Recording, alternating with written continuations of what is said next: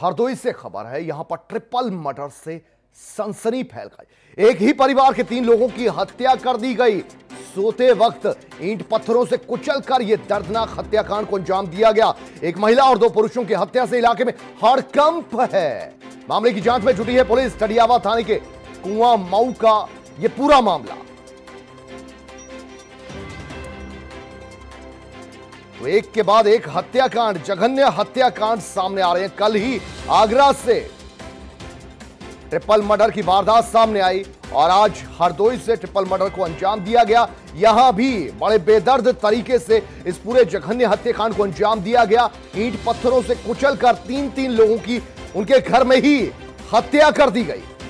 सोते वक्त ईंट पत्थरों से कुचलकर यह हत्या हुई है।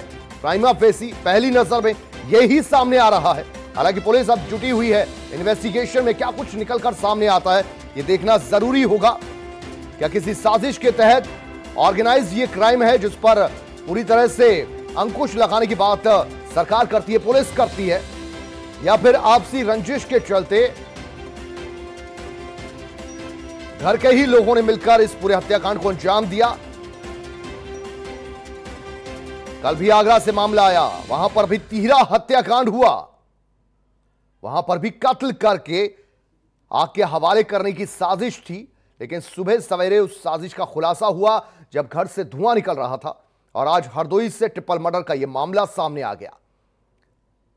हालांकि पुलिस और यहां पर मुख्तलिफ एजेंसियां जांच में जुटी हैं। वजह क्या है इसके पीछे?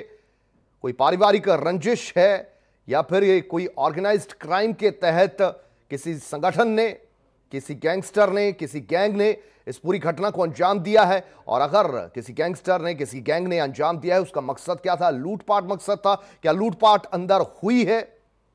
और लूटपाट अगर की भी गई तो इतने जघन्य हत्याकांड को अंजाम देने का मकसद क्या था?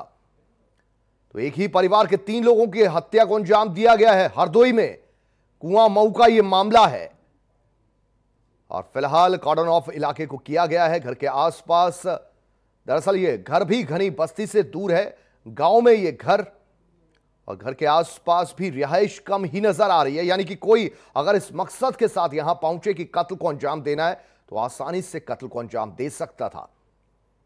लेकिन फिर से पुलिस के लिए अब यह बड़ी चुनौती, कल आगरा और अब हरदोई।